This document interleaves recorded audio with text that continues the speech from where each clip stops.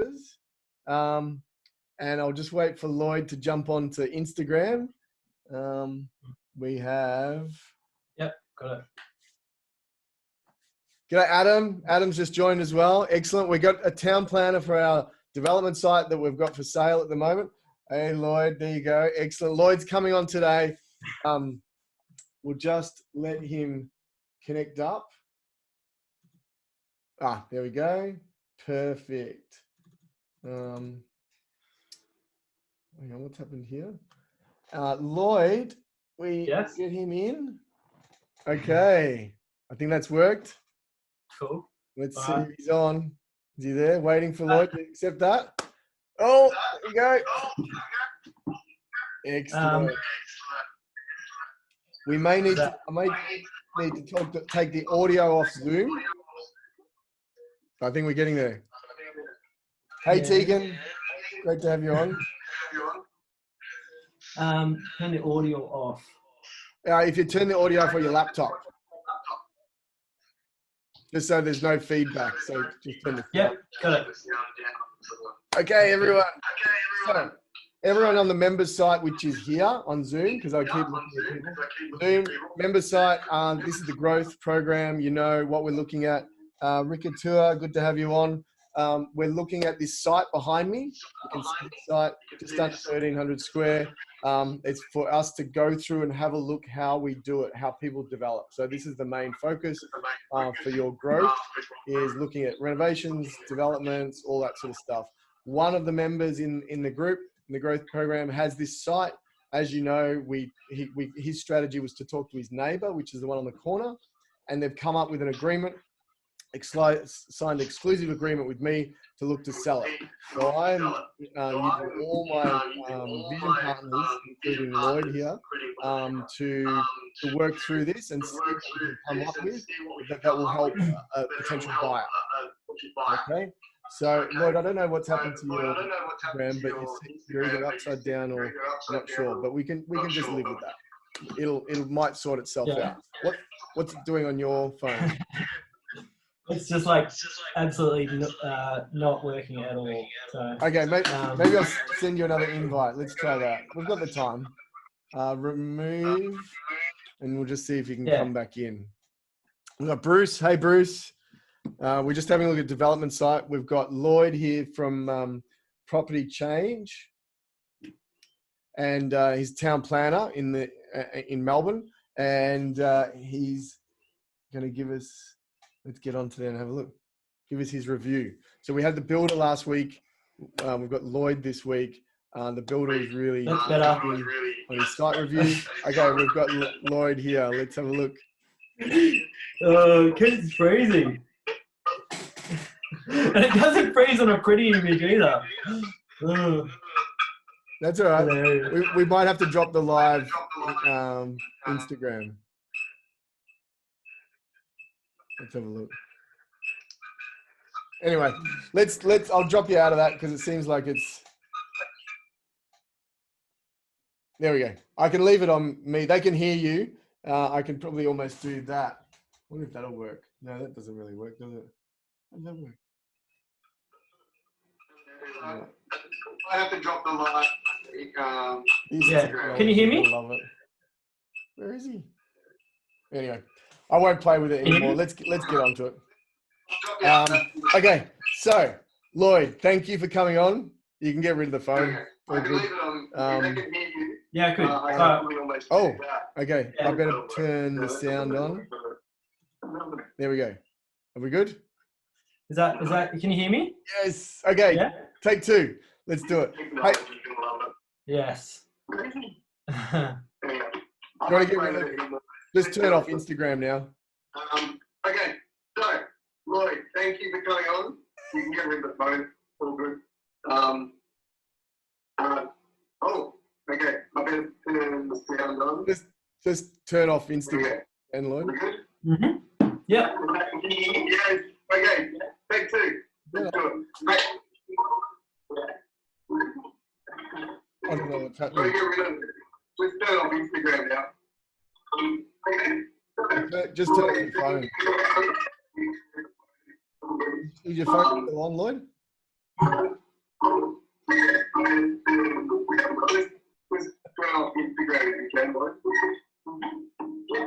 Turn off him. Yeah. Okay, cool. That's much better. Perfect. Sorry, I'm only Zoom compatible. I haven't had the ability to do the live stream on Instagram. It would have been great. So definitely something to work on. That's right. We'll get you onto the. Yeah. Cool. So Lloyd, thank you for coming on. And we'll cut this video up because that's why we're doing live for people that aren't in the group. With the live group, we'll cut it up so it's seamless and they won't see any of that. So we can go straight into that. So thanks for joining us. I'd love to start off with just giving the growth members and the people online here a bit of a bio on who you are, what about your business, and what you like doing. Yeah. Okay. Well, yeah. So what do I like doing? Well, I guess at the moment it's running. So I've just been out running and enjoying the Merry Creek. It's basically the 3 times a day kind of thing. So 3 times a day. How many Ks are you doing? Oh, probably about 10, I reckon. A day. Yeah, probably.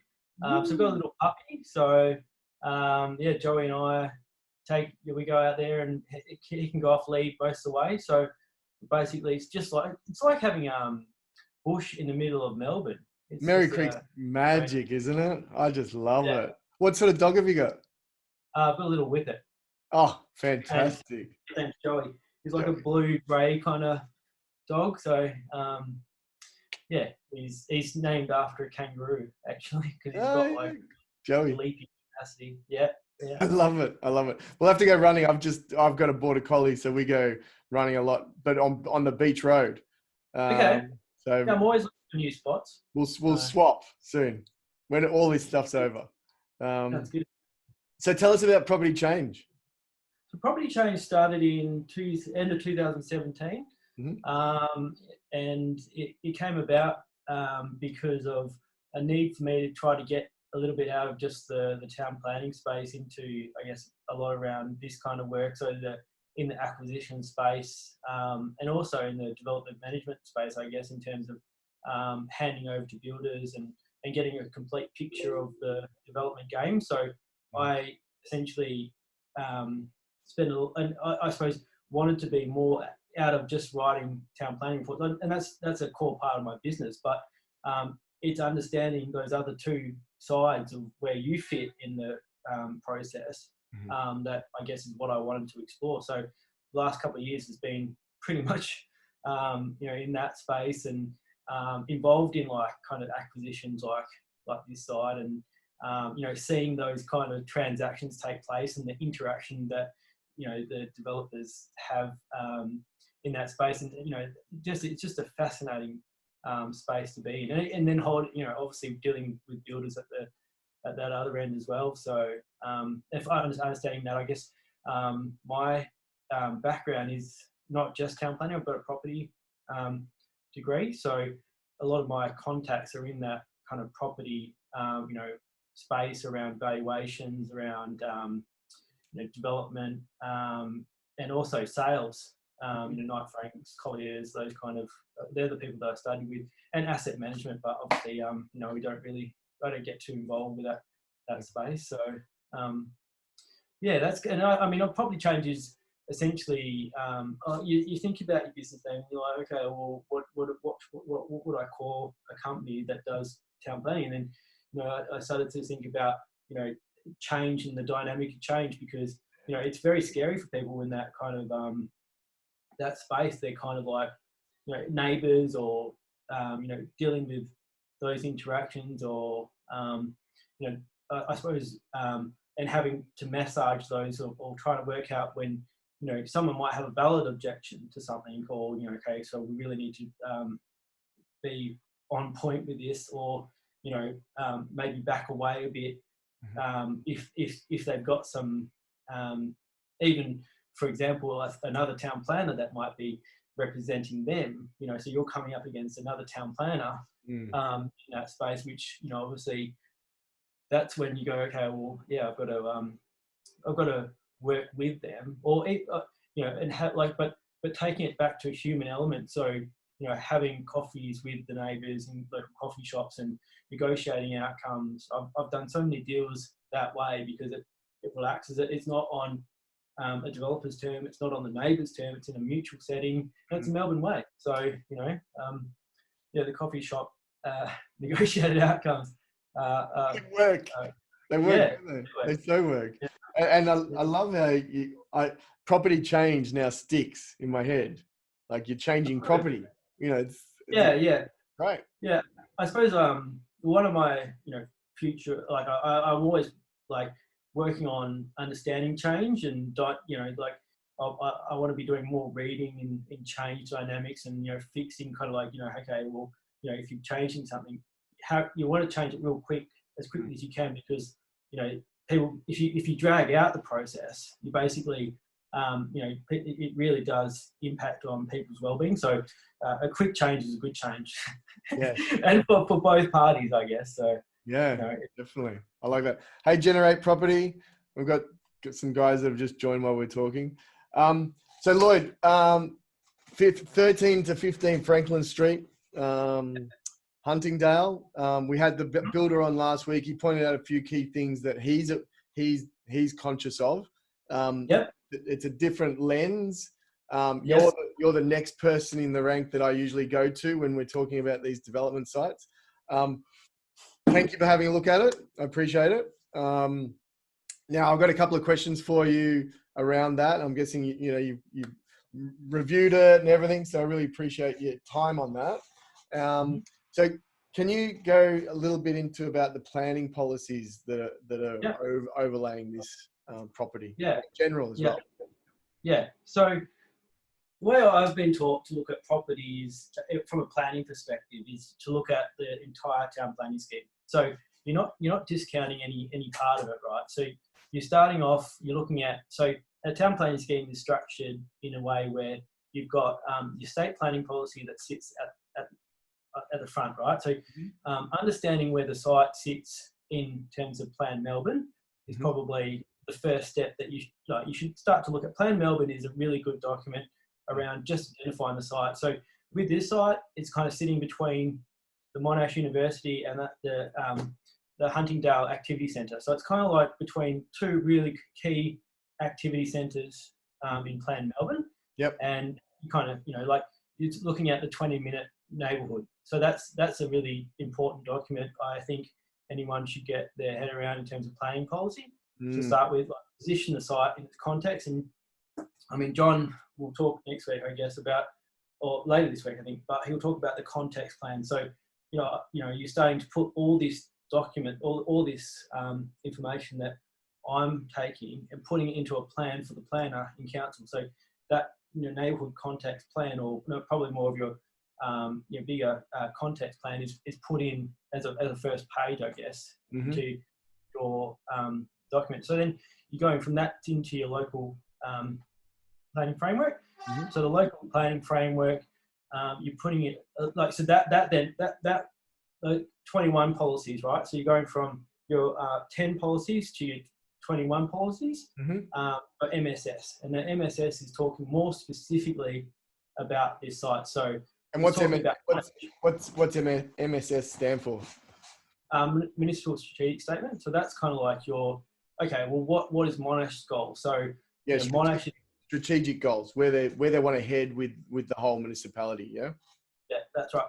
So, you know, they want to increase their dwelling ratio. So, you know, where are they going to do that? How are they going to manage that? Where are they going to put those?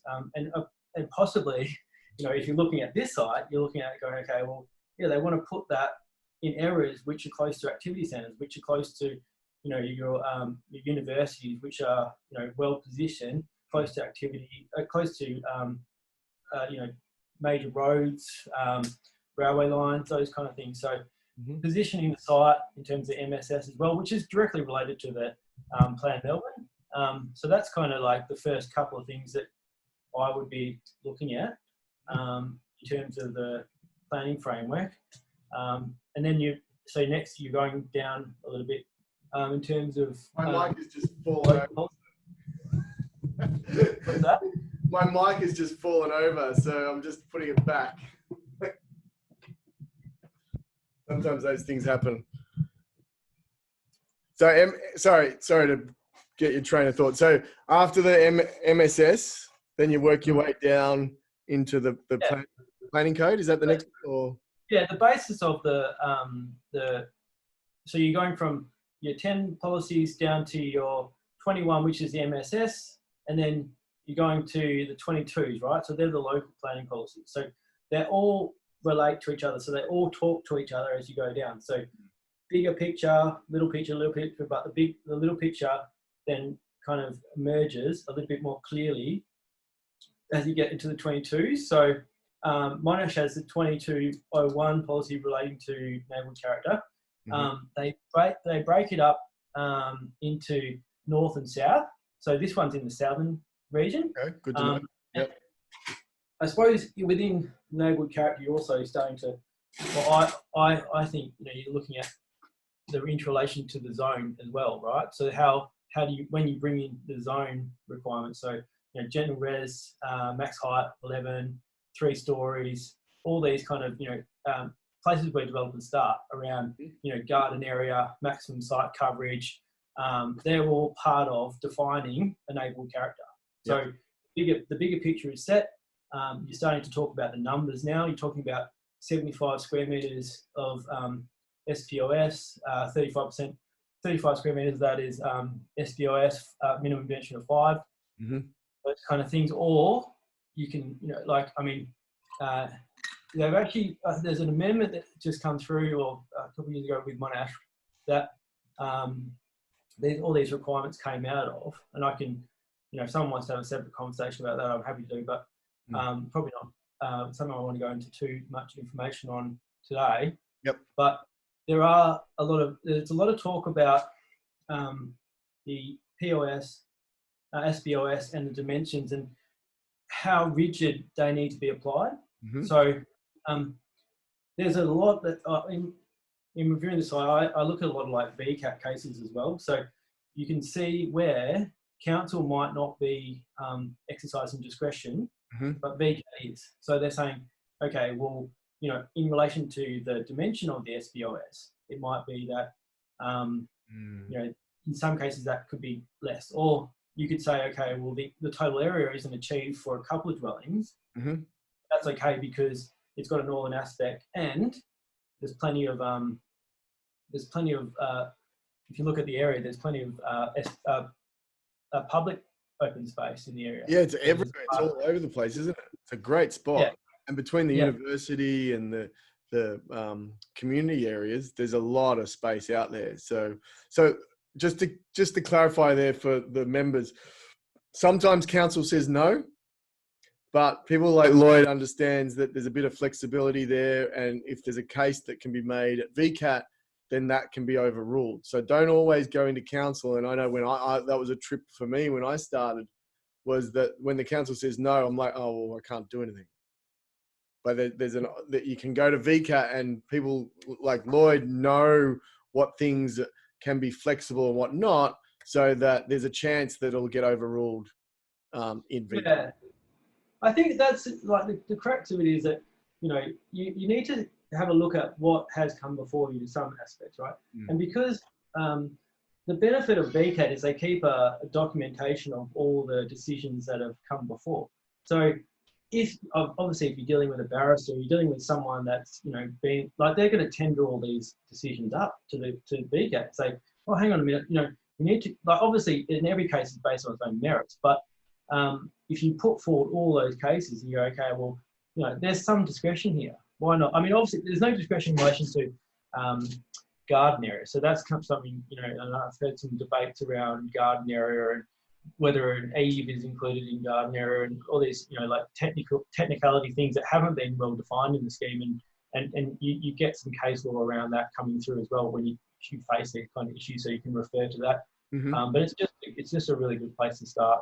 Because you're ending, because and I've in the past found VCAT decisions that are the site next door, for example, right? But that site next door is very, very similar, like 100%. Like you could never pick a more comparable case. And that got refused by VCAT. And you're looking at doing the same thing. You're like, not touching this site. Let's go to the next one. So, just, yeah, it's just it's a no questions asked cross check. Yeah. And to engage somebody like you, that is part of the service, isn't it? That's all pulling it together. It's really, and that's one of the reasons why I tell the members is talk to a town planner straight away. Like have a look at if you've got a builder, let them have a look at it straight away and they'll find things out. But someone like Lloyd will really understand what's next. And then that would apply perfectly with the architect to go, okay, we've got our boundaries. We know what's flexible and what's not. Let's work together. Yeah. And I think, I'm going to put together a letter that anyone can, I'll send that to whoever wants it. And it was just to outline, my kind of due diligence advice. And what I like to tell people is that you kind of have like, okay, you have your own brief and you have your own market desires and whatnot, but also have the town planning brief that goes with the to the architect. And I guess, and vice versa, like, you do, the architects and town planners need to talk to each other from day dot, basically. So as it's kind of moving forward. So there's no anomalies in terms of design or town planning as it moves through. So yeah, it's very much an iterative process in terms of talking to each other. Good. Well, yeah, I mean, that's key is when you're building your team. Sorry, the phone's fallen off. We've got Resi, Buyers at Auctions and Gen T. We've got some bad internet issues at the moment, she's telling me. Okay, so that's really good from a planning policy stuff. Have you covered all that? And we started talking about neighborhood character, but that was sort of a question. Well, there's a specific policy in relation to neighborhood character. So with this site, you're looking at, generous, spacious, open landscape character. And I guess that's kind of what they're trying to look for. So, it's very leafy kind of area. And I think that's fair enough. They're trying to minimize kind of continuous blank brick walls. Those kind of things are what the policy calls for. So if I was doing the assessment on this, in terms of the design, you'd be calling out that relevant part of the policy and saying, okay, well, putting in one side what the policy says, and then looking at the architectural plans and going, okay, how do our plans relate to this policy? Mm-hmm. And that would form a part of the report. So you can go, okay, well, hang on a minute, who are your architects? You haven't addressed this part of the scheme in terms of, the front fence or something along those lines. And you can go, okay, well, you need to come up with a solution to this so that when we go to council, I've got a direct response to anything in the scheme. And if it's something that's not in the scheme and I go to look at the scheme and the planner says to me, oh, you haven't done this. I'm like, well, what part of the scheme are you referring to? Because I don't have that bit. And, if it's under the table, I'm not considering it, and neither is VCAT, or neither is, any other person that has, the relevant council policy. So that's great. That's, and I think that's a key point, Lloyd, you brought up, is that a lot of people will take council, and I have it in the past for rote. They'll just go, these things you need to change. It's not aesthetically pleasing to the street front. I'm like, and if I had that answer for the times that I went, oh, okay, I need to change the plans without even going, where does it relate to the code? The code? Yeah, I mean, they might have a relevant answer. So they might say to you, look, and obviously they're dealing with their town planning scheme all the time. So you have to be careful. So if they're dealing with and they say, Lloyd, or whoever, you need to refer to section or page so-and-so of the town planning scheme. And I look at it and go, you're right on there. Okay. And respect that, go, okay, well, yeah, we do actually, this is a legitimate question. So cool. Excellent. But it helps to have someone on your side doing that, because I've done a lot of this at the start when I was learning all by myself, you Mm. know, and I've made mistakes all the way through it for many years. Yeah. Once Yeah. you've got a good team, it's great, and people can see that. So the next question's around amenity impacts. What have you found in terms of this site? Yeah. Okay. Well, so look, you know, you're starting to hypothetically think about your design, right? So you're talking about visual bulk. You know, what like, so you're looking at the context. You're looking at like the properties to the north, properties to the west. You know, like what, and obviously you need kind of, you know, start to think about your feature survey. Where are the habitable rooms on the adjoining properties, kind of thing. Like where's your where are you going to position your bulk, so you don't impact on the neighbours in terms of their habitable rooms, their backyard space. You're going through like looking at like overlooking, so where you might like. So with this side, I've started to think about maybe minimising, or keeping the trees and working with the trees, but also possibly reducing the SPOS in some areas to try to maybe have some balconies that address the street, so you get some good outlook to the streets. And I'm not too worried about having some south-facing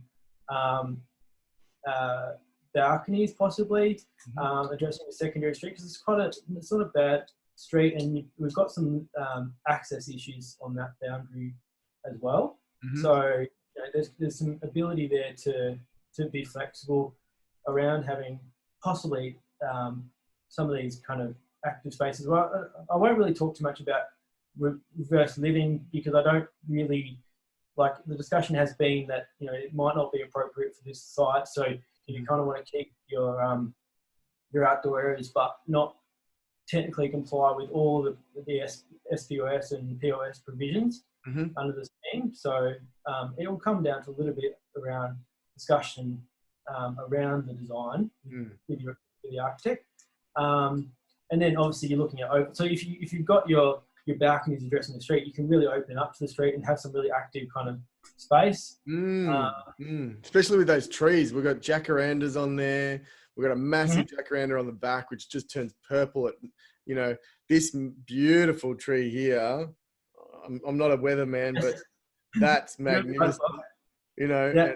And you know, I could just see a balcony opening up into that, and just, you know, because all the leaves will drop, and you know, this beautiful frame. It's John, hopefully we were talking about keeping that tree, and I'm like, yes. Yeah, that's a good aspiration. Yeah, and then obviously moving on a little bit in terms of overshadowing. So, but with this site, obviously, yeah, we don't have any overshadowing issues, and like all your typical res code kind of amenity impact questions coming out at, you know, so you're starting to think about that. B17 diagrams, you know, setback diagrams, boundary on wall on boundary requirements, side cover, you know, you name it, like all those kind of res code requirements are coming out there. And you know, with regards to the impact on the tree, so I guess with this site, you've really got to be careful around. There is a tree conservation policy that they've got. So, and that policy talks about, you know, looking after semi-mature and mature trees.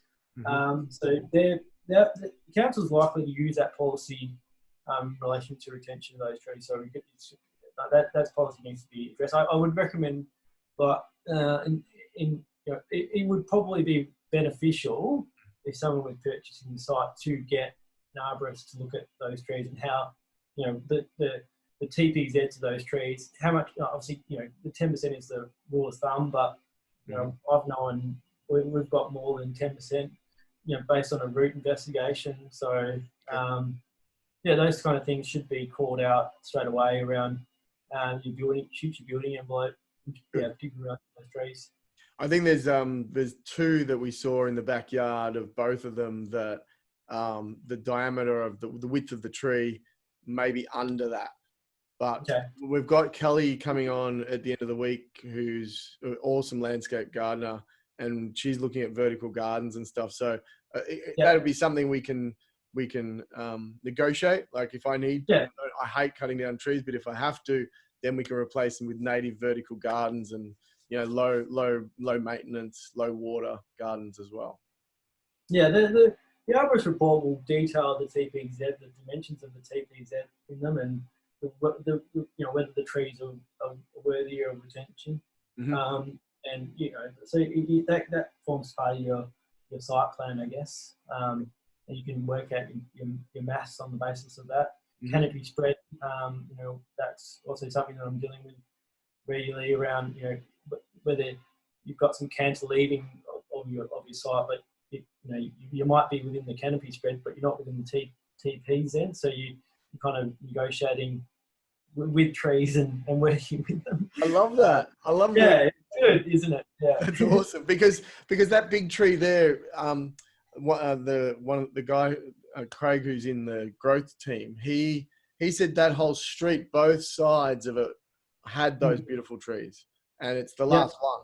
So it'd be really nice to keep it, the jacarandas and stuff like that. But yeah, offsetting, and I love rooftop gardens and all sorts of stuff. I could go crazy if I was allowed to, but I'm from Perth.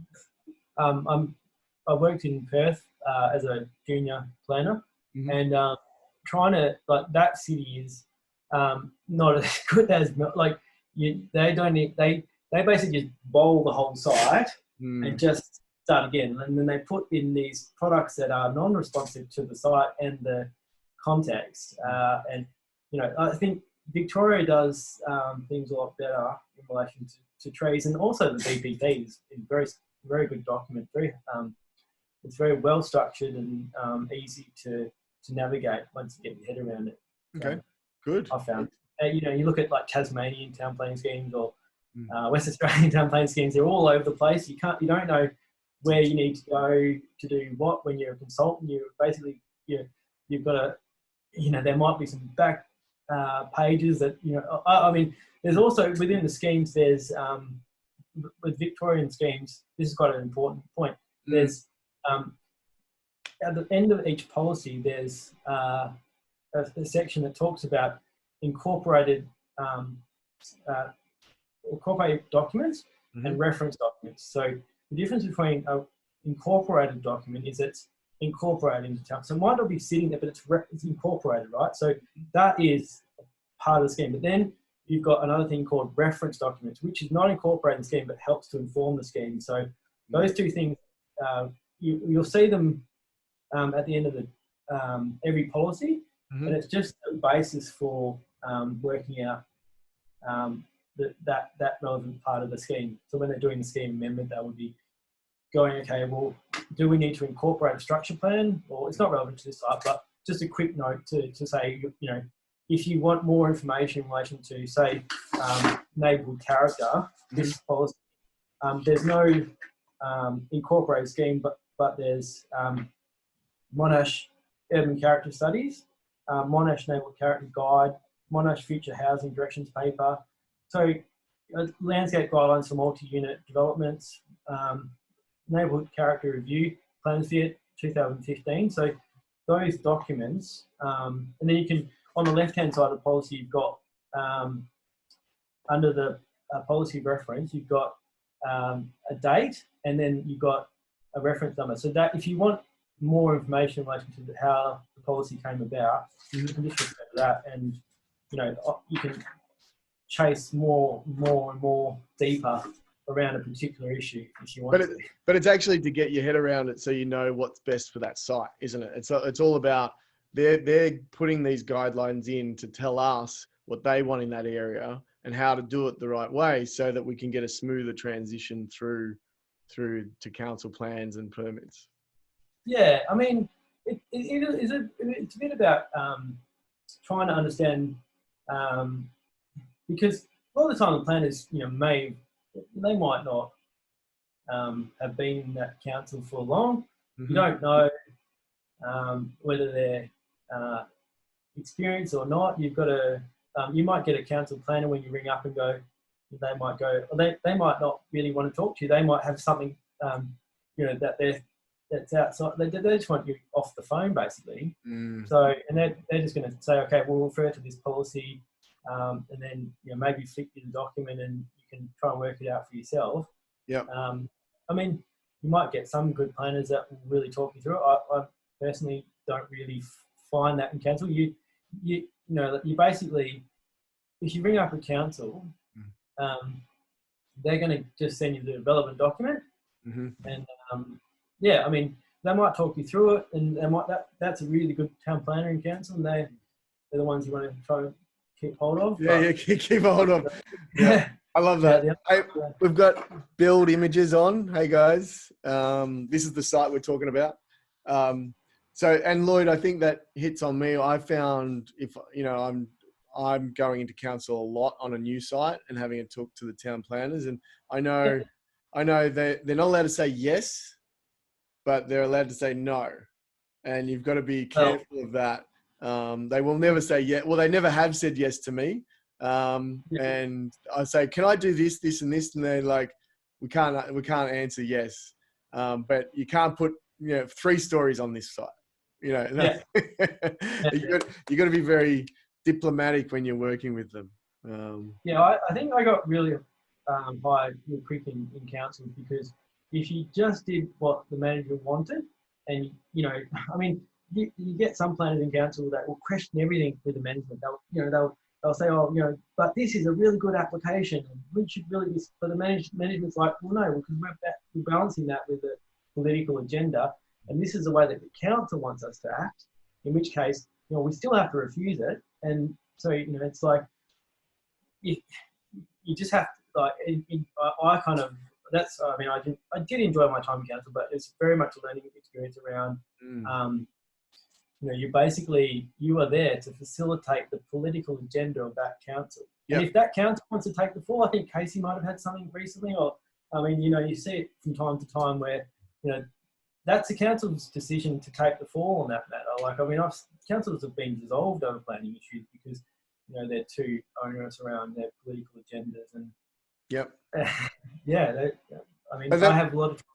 That's the best thing about you being... You've been on the other side of the fence, and that's really key for, when you're choosing your town planner, is to understand their experience around that. And, it's good to have that.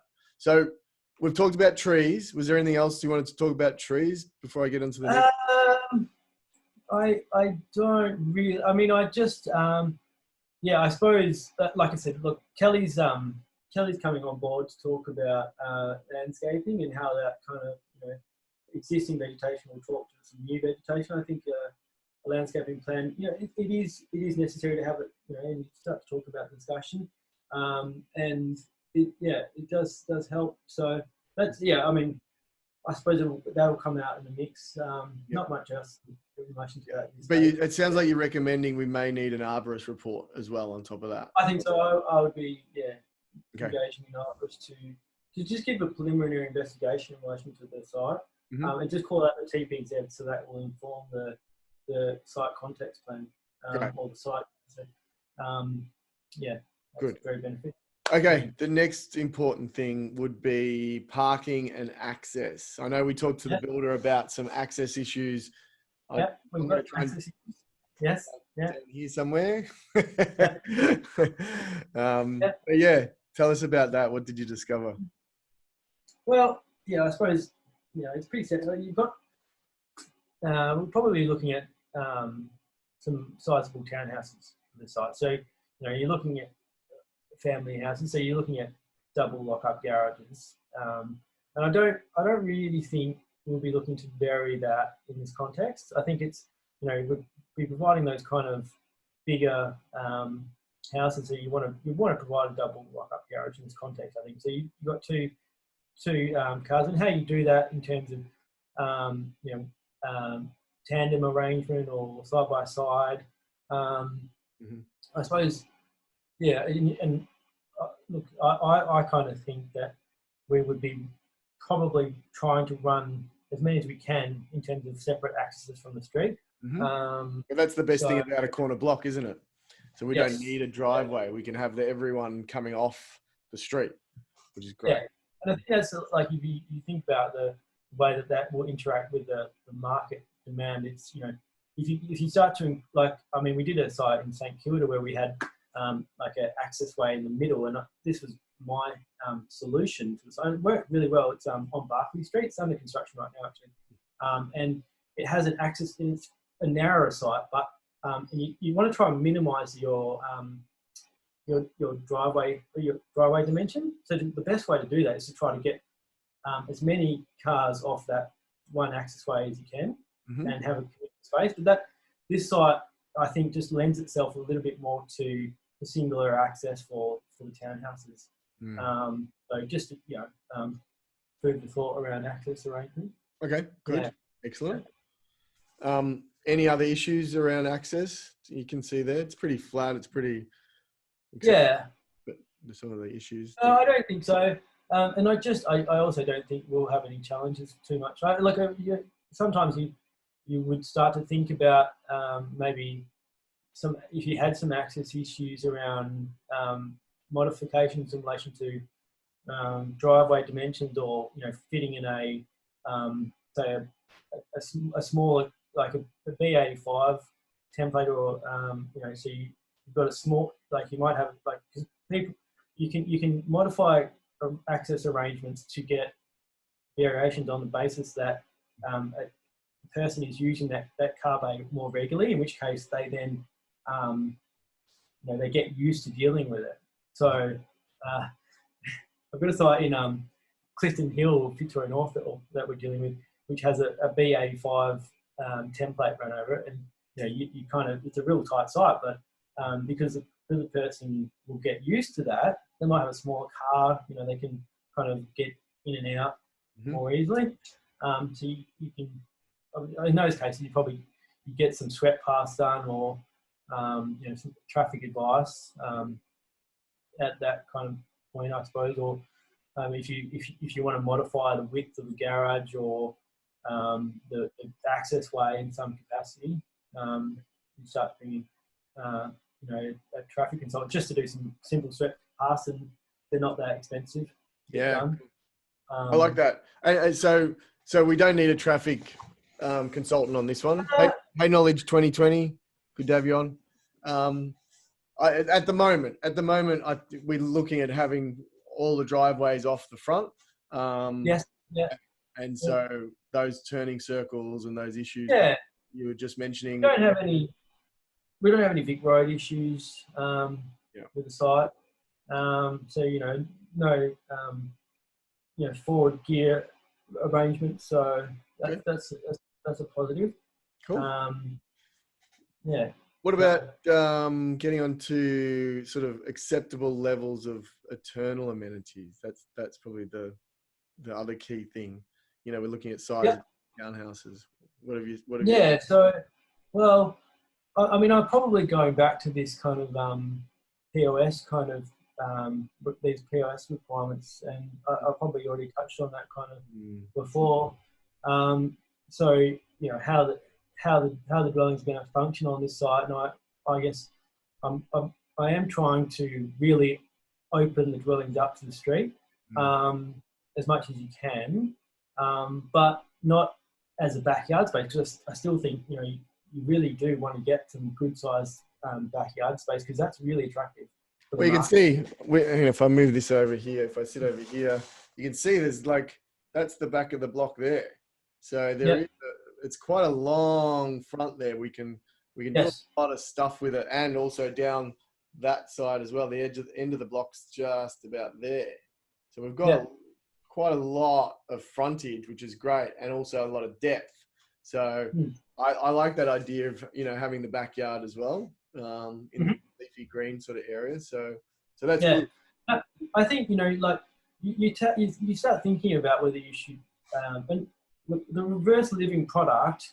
You speak to people in that marketing space is something to be considered, because it allows you to do more with the site. But whether obviously the market is a bit different right now, and people, if they get a choice, they're going to be going for a bit of a backyard, and particularly with a family, it's just ideal to have some backyard space. So, but I like the idea, and we've got the real estate agent who does project marketing for the end product coming on tomorrow.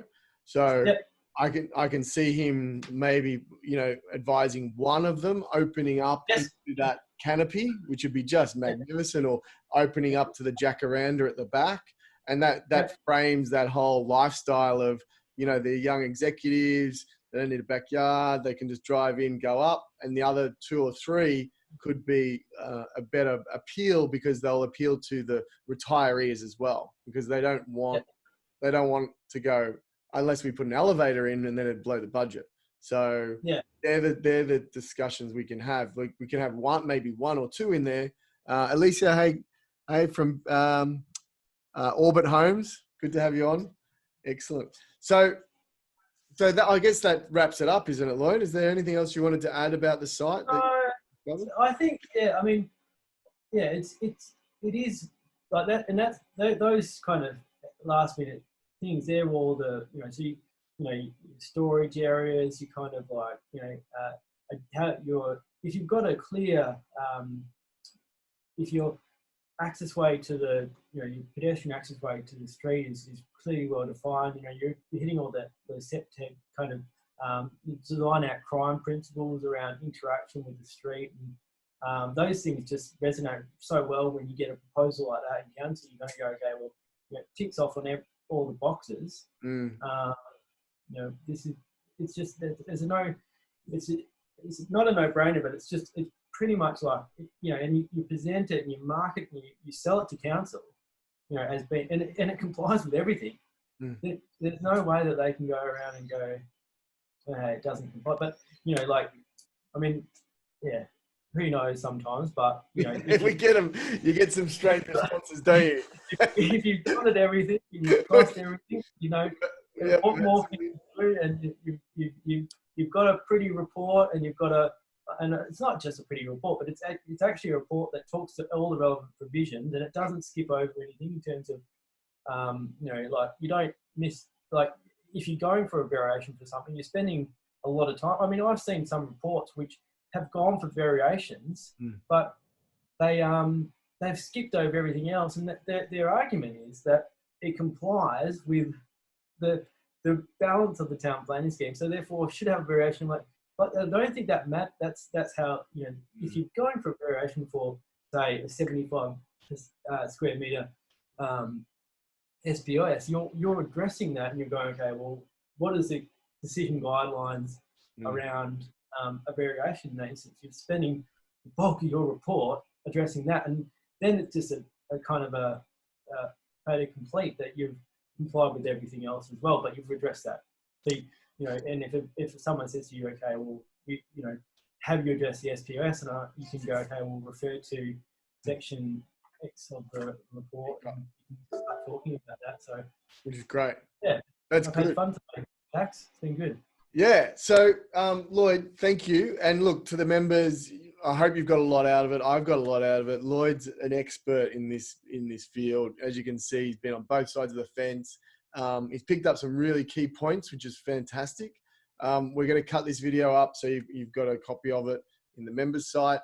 Everyone on Instagram, thank you so much. Lloyd, how do people contact you? What's the best way, other than through me? But give us your deeds. Yeah, so Lloyd at propertychange.com.au. So, or give me a call 0438 941 783, or just visit the website www.propertychange.com.au. And for our members, you're happy to take a half an hour discovery call? Yeah, chat? I think. I mean, obviously, I'm going to send you this advice, and you can send it on. I mean, this is a preliminary advice that I will do for a site, and then it's always kind of it's kind of like, okay, well, you're kind of going through a process, and then an architect might call out and say, okay, well, you might get some more information that's fed into the advice, in which case, you kind of go, okay, well, you need to spend more time on this particular issue. So as it goes through, the core issues will start to identify themselves, and you'll start to put like a plan together, a mud map around areas of, and then you can start working out your feasibility around construction costs, and if you've got everything like exactly what you're doing, which is real. That's why it's really good to be involved. Is that you're doing it? You're talking to all these people on the way, and everyone's feeding in their info, and there's going to be a couple of things that conflict with each other, and that's where the town plan comes in, because like you've got to make a call which way you go on that conflict. So yeah, it's very dynamic. So just to wrap up, we've had the builder, we've had Lloyd, town planner, we've got the project marketer who's going to tell us what products we should be building on the site. We talked to the architect. We've got landscape gardener. Lloyd, thanks for the advice of bringing in the arborist. And like we said throughout, you may have recommended traffic, engineering, you might have brought stuff up for different sites, but that's the main key one there, which is really... Yeah, and they need to address the 2205 policy. So I'll be putting that, saying, okay, well, your advice at this point needs to relate to that policy. Good. Excellent. And when's the best time to get you, after we've talked to the architect and we're starting to get a plan together to put it in place? Hey, Marine Designs. My view on that is that my brief and the client's brief should inform the design. Okay. So that's, I think you're doing it logically, because, you putting the builder first is you're calling out any cost elements that, immediately, and then just kill the project straight away. Yeah, but I mean, the architect will also have some town planning. They always do, and they always will. Kind of it is a bit of a toing and throwing. So wherever you go with the picture, but my kind of thing is this written document will inform the design. So if you put it after the design, you are going to have to possibly come back. I've done that. I've done it before, Lloyd. I've been to meetings where the architects insisted on certain things and the plan shut it down, and I've confirmed the plan's position, and they've wasted money on the plans. I mean, in all fairness, if everything's just lining up, but it's in relation to the planning scheme, then I would put it before the design. Yeah. Or before the bun back, essentially. Yeah. Perfect. Well, Lloyd, thank you so much. The team thanks you. I think we've got a lot out of it. It's been a great discovery piece. Let's keep on the journey. We'll talk to John and everyone. I'll keep you in the loop with everything. Really exciting. Yeah, excellent. Thanks, man. We'll sign off now. Let's stop.